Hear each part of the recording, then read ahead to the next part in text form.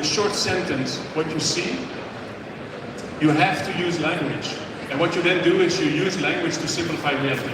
I've done this several times before with an audience, and what comes up is always at least two different ways of describing the same reality. One is, you can say, a deer is crossing the road.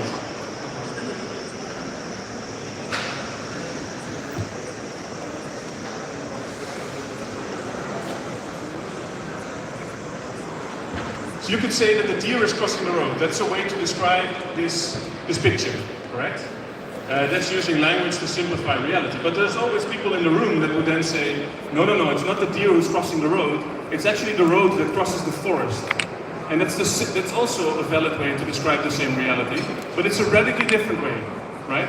And the point here is I'm not going to discuss that one type of language is better than the other, but this is what language always does. If you describe reality, you always make certain choices. So why is this so important to me? Why do I travel all the way to Warsaw to talk with you about this?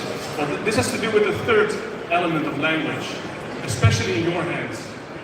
Language is performative. Language is not a mirror of reality. Language shapes reality. And there's a very good book about that, which takes us to the forest, by James Scott, 1998, Seeing Like a State. And he says this is what governments do. Governments use language to govern something. And what then happens is you simplify reality because you need indicators, you need metrics, you make choices, and then you start to shape reality.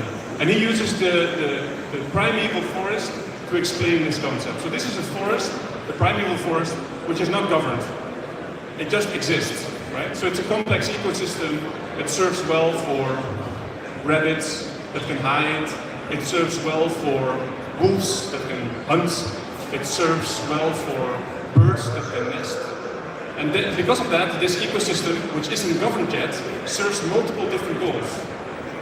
It's an ecosystem, a very diverse ecosystem with lots of different trees, lots of different bushes, lots of different animals.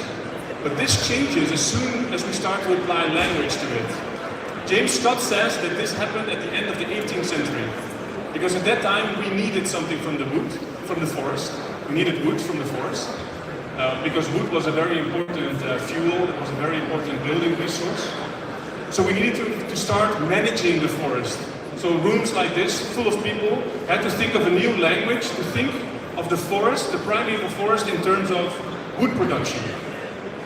And they went to the universities and asked the universities, end of the 18th century, German universities, can you come up with a new language to help us think about the forest for wood production?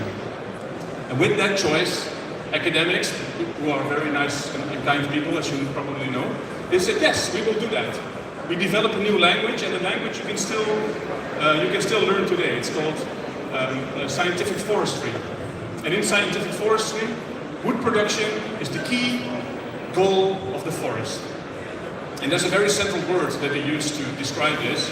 It's a German word, the Normalbaum. The Normalbaum, or the standard tree, is an ideal typical tree for wood production. The least energy you put in, the most wood you get out. And with that new language, people started to manage and govern their forests. And the primeval forest throughout Europe changed into the production forest.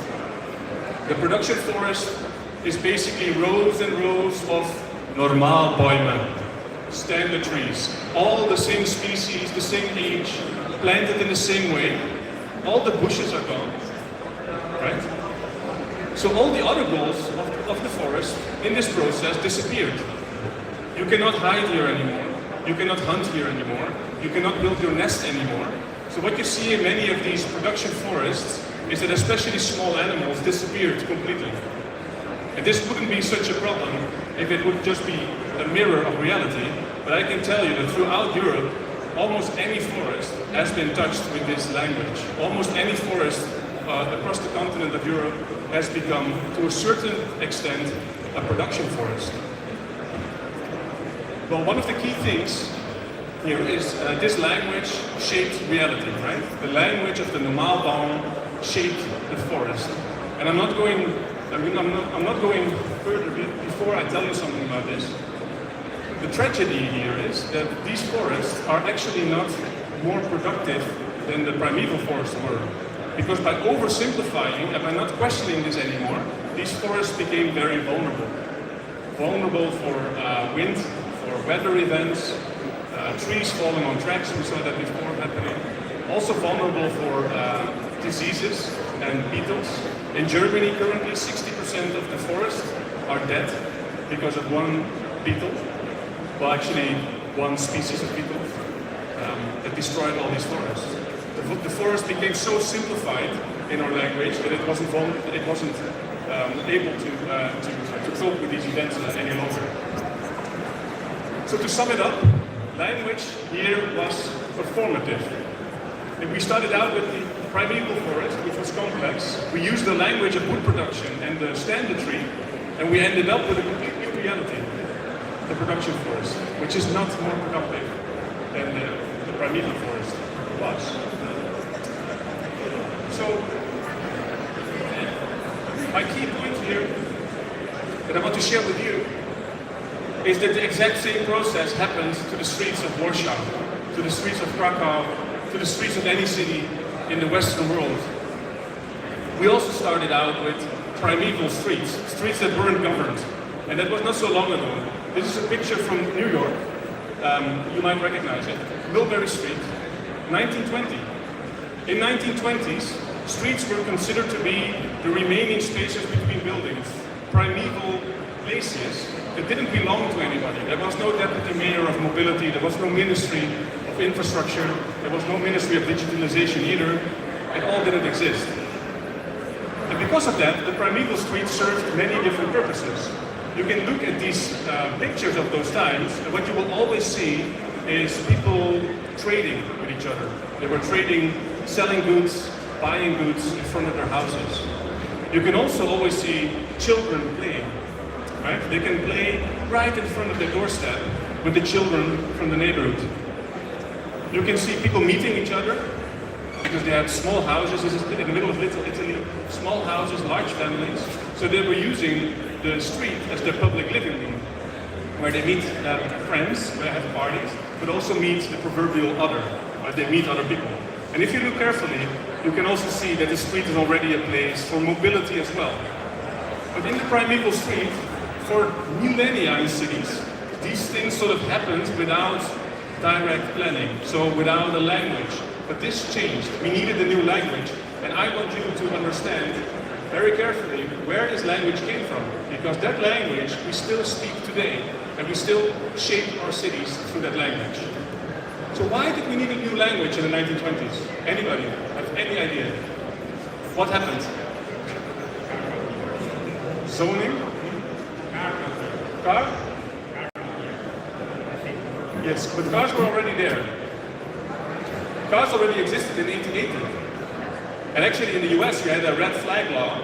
If you entered the city with a car, you needed the person in front of the car with a red flag, telling people that it was dangerous. But what happened, you were close, right? What happened was mass motorization. So the connection of the car connected to the ability to make it relatively cheap and fast and in large numbers. So Peter Norton writes in Fighting Traffic that in the 1920s, suddenly large amount of motorized heavy vehicles entered the primeval street.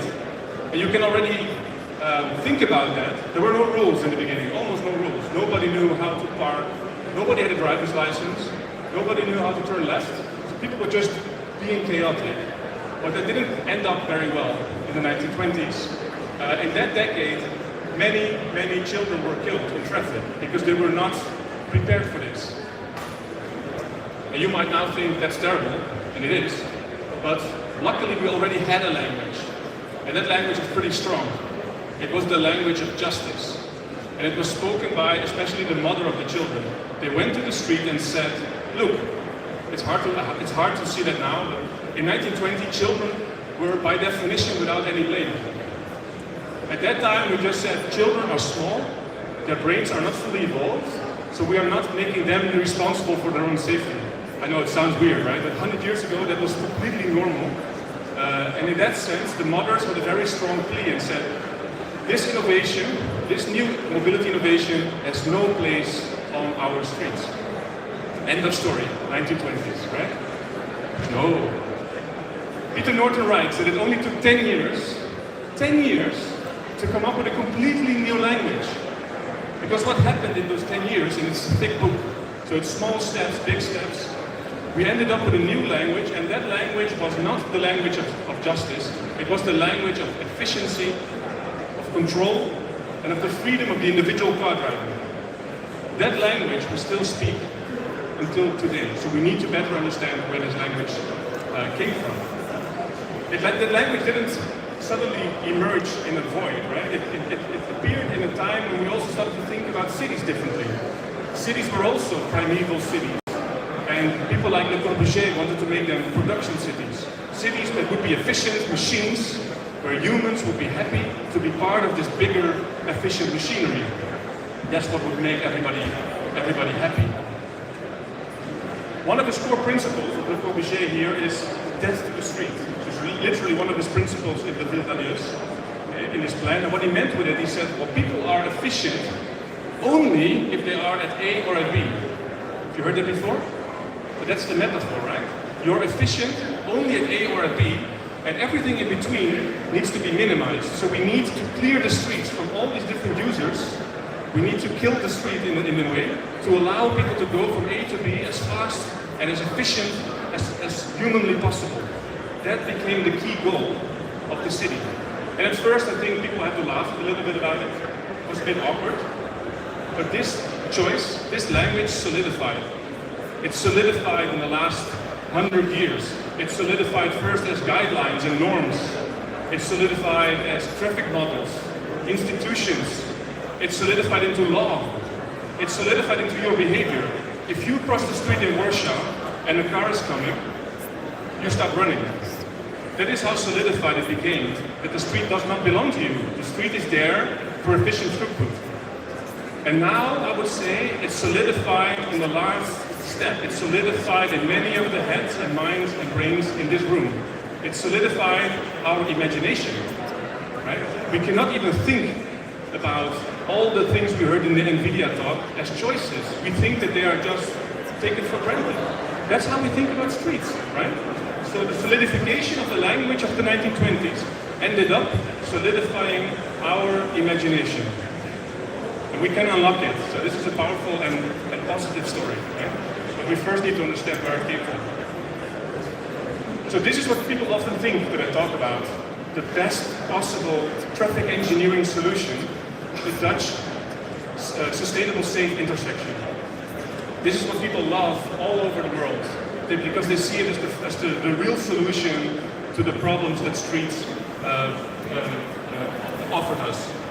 And actually, did you see the Lego stand in the beginning? Yeah, if you go there, check how many bicycle paths there are. Exactly 0.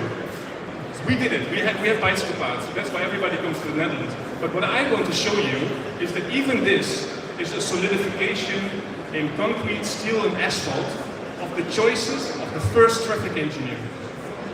Do you know who this was? So in the 1920s, right? We go back. 1920s, we needed a new language. Children were being killed in very large numbers. So we went to the university and said, can you come up with a new language that can help us understand and train people to think in ways to solve this problem? Who did we ask? Who wrote the first syllabus for this new education which we call traffic engineering? Who was it?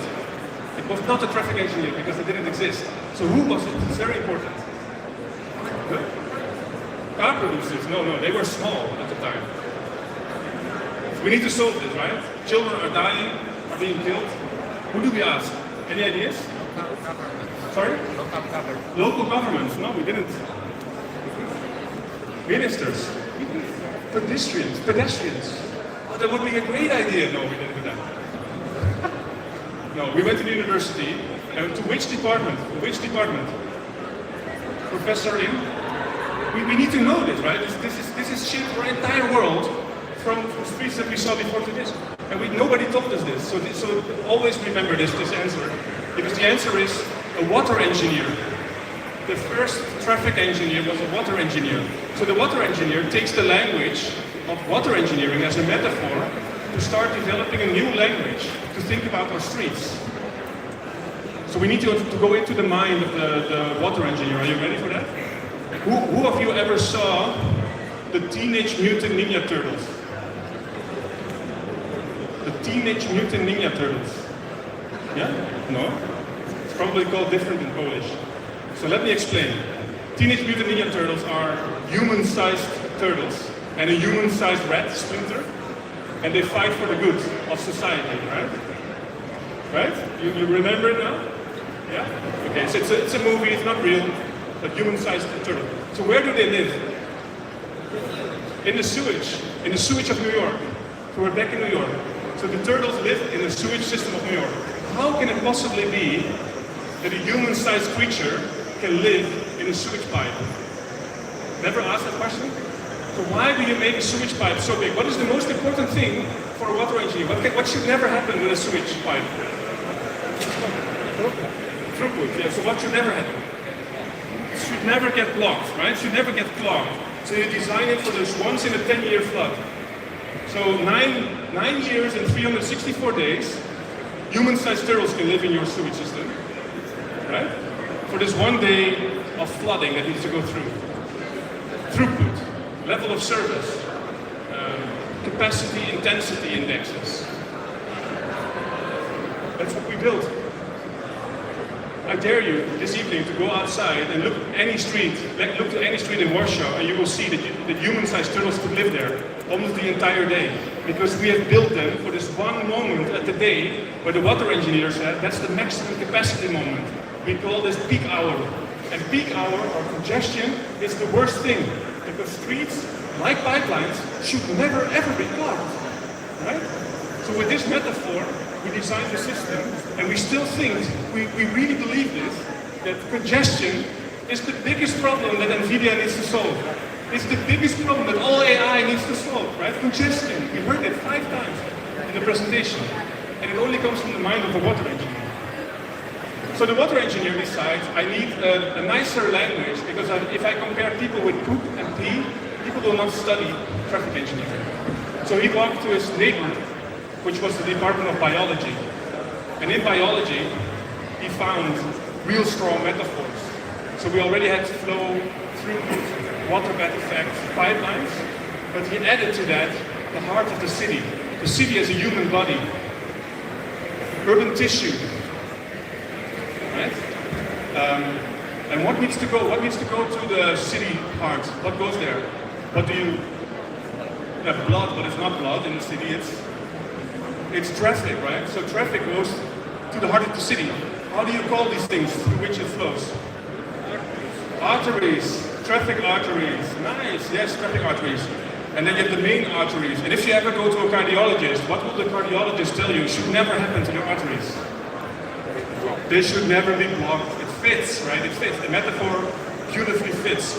And this makes us so crazy about congestion that somewhere in the system we get an infarct, right? It gets blocked.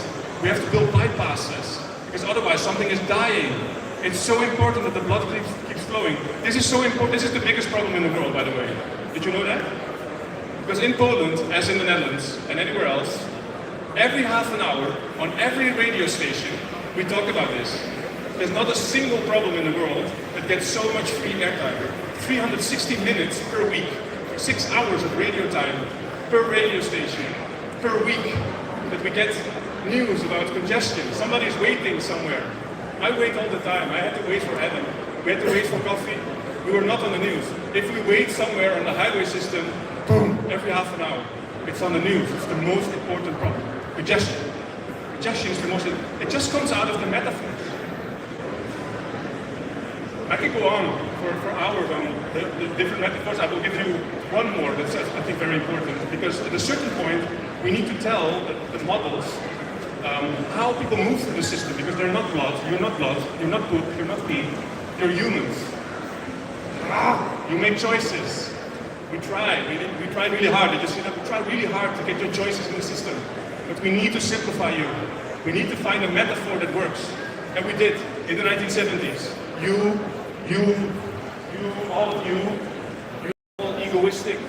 You're all cold and calculating and rational and isolated individuals that are only optimizing your own utility, right? That's how you introduce yourself, right? Because that's what you are. According to traffic models, even the ones, the AI ones, when you're on the way, you're a homo economicus. You're trying to find and optimize your route from A to B. How can I go as fast as possible to school, we heard, or to work, right? Optimizing travel time. Because travel time savings is the key goal of the city.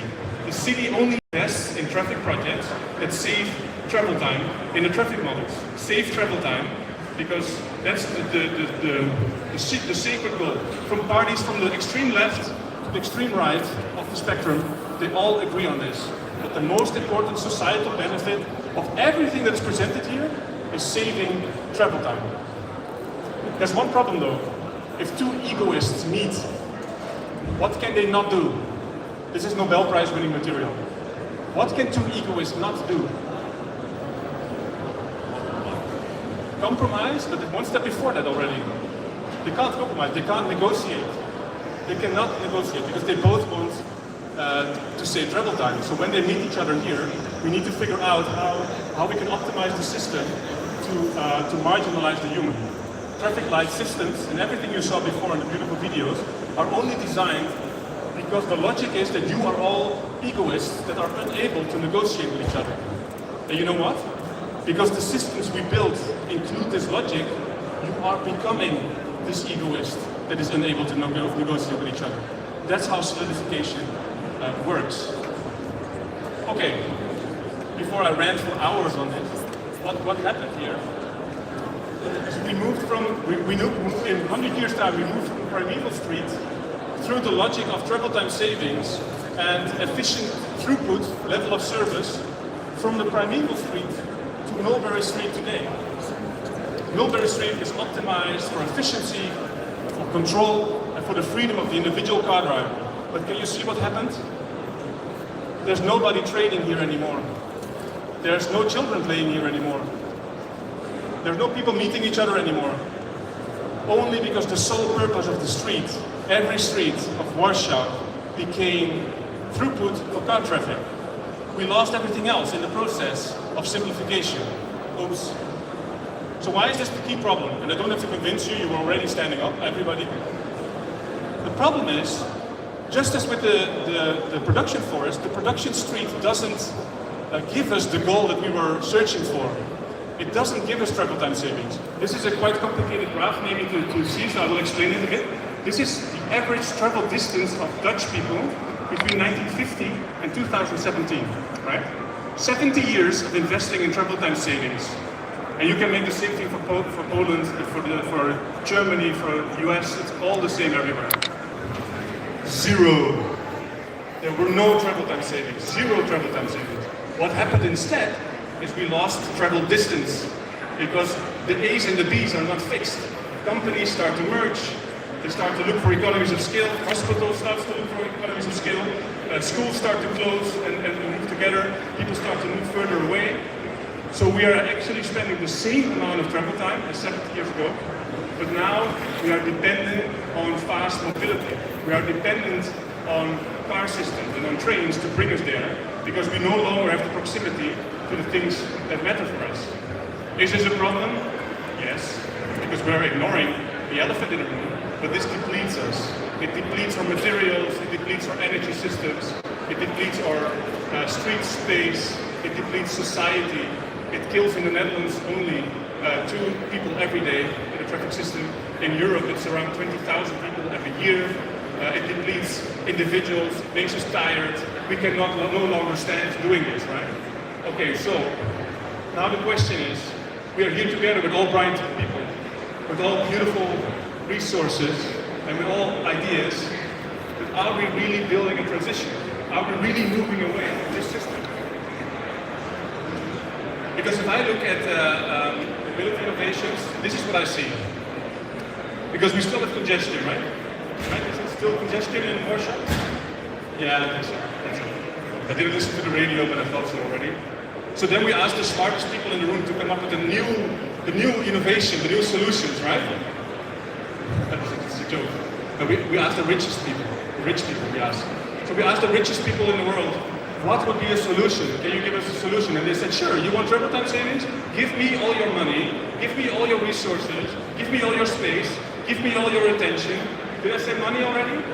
Give me all your money, give me money, and I will give you the final solution for travel time savings, which is a pipeline on stilts. The Hyperloop will bring us from A to B with 1,000 kilometers per hour. You will be shot through a tube. You cannot look outside, but you're probably sleeping anyway because you take a pill, because otherwise you get nauseous. But then you end up in Paris, you shoot up, and then you have a coffee. Right? Right? Give us all your money. No, say the Germans. No. Give us all your money. Give us all your resources. Give us all your political attention. Give us all your, did I say money? Give us all your money. Give us all your money and your space and your legal system, and we will present to you the real solution for travel time savings. Behold, the self-driving car. The self-driving car, the algorithm will solve the conflicts with other egoists for you, and now you can be underway from A to B and experience no travel time because you can do other things like yeah,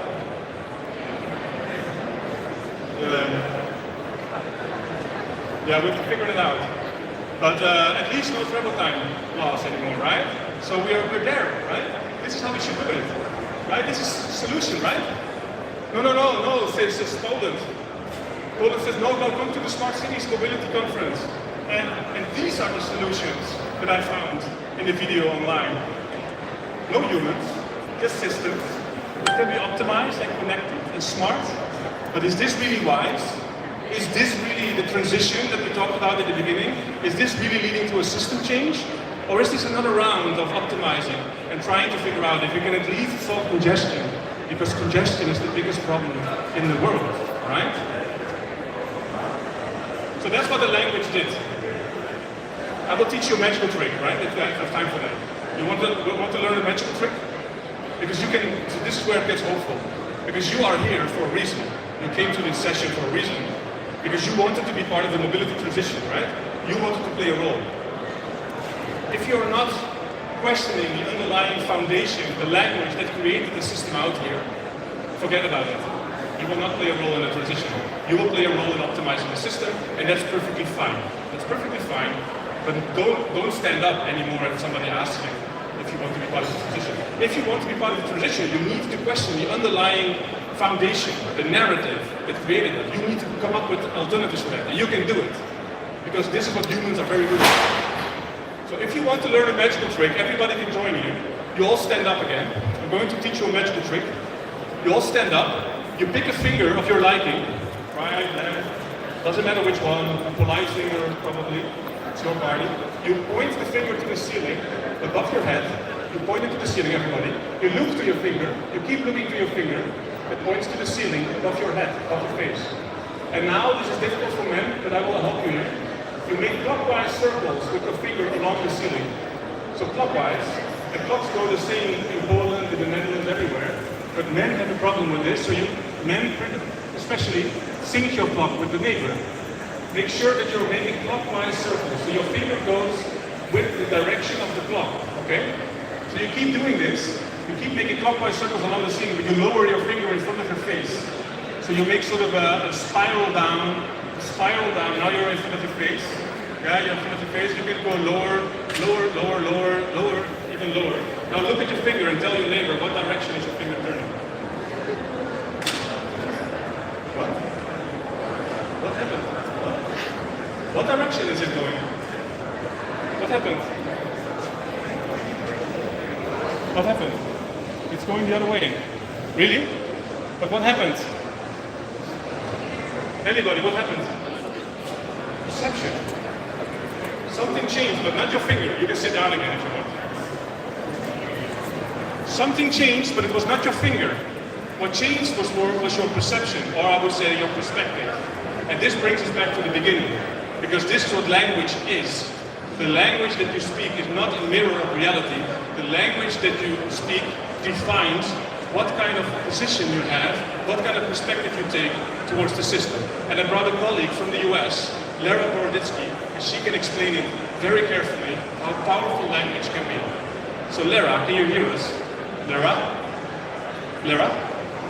Well, the beauty of linguistic diversity is that it reveals to us just how ingenious and how flexible the human mind is.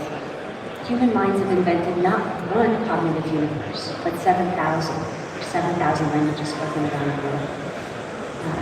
And we can create many more. Languages, of course, are living things that we can hone and change to suit our needs. I've told you about how speakers of different languages think differently, but of course that's not about how people elsewhere think. It's about how you think. It's how the language that you speak shapes the way that you think. And that gives you the opportunity to ask, why do I think the way that I do? How could I think differently? And also, what thoughts do I wish to create?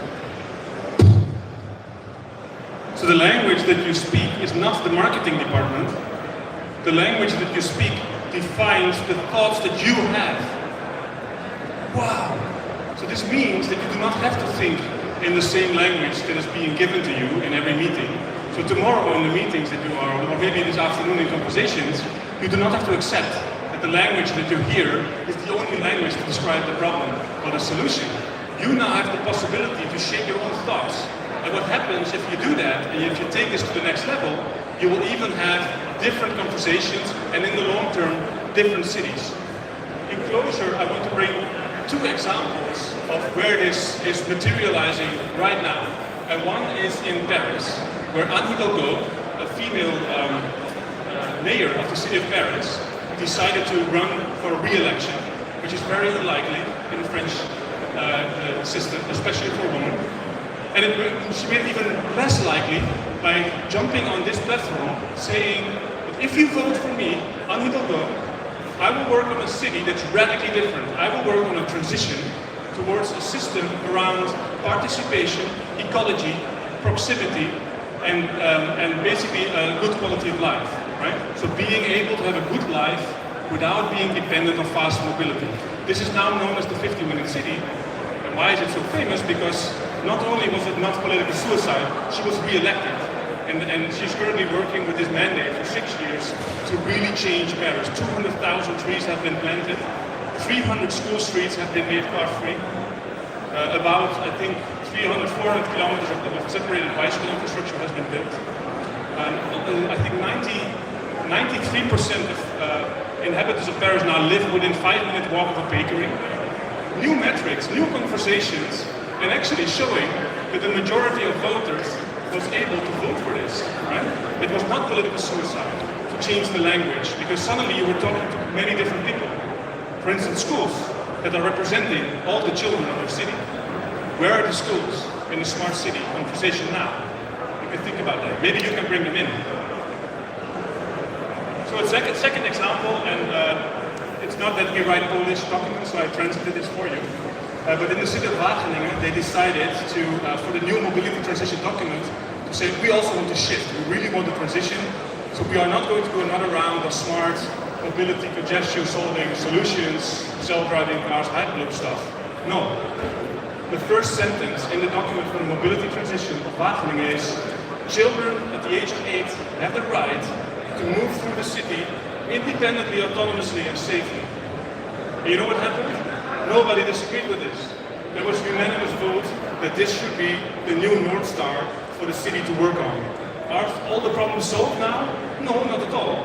But maybe in 4 years, every half an hour on the radio, we can talk about how children are able to move independently, autonomously or not, through the city, instead of talking about congestion. So this is how language can really take back creativity. It can make your imagination really work for you. You are the ones, right? It's about, well, let's say 50 people here. It's on your shoulders to come up in the conversations later today and tomorrow with new ideas, with real radical innovations. You can do it, I feel it. But you have to unlock it, right? You cannot go in any conversation anymore and take for granted that congestion is the problem. I do not want to hear that. I'm keeping an eye on that. Okay? The only thing that's holding you back, that's the final thing I want to tell you, is that deep down inside, you are all Bobo. You're all Bobo. You know who Bobo is? I will show you Bobo. You have to call Bobo. Bobo? Bobo? Come here, Bobo. Come, Bobo. Good girl. Come on. Good girl. Come on. Come on, Bubble. Come on, Bubble. Come on. Come here. Come on. Come on.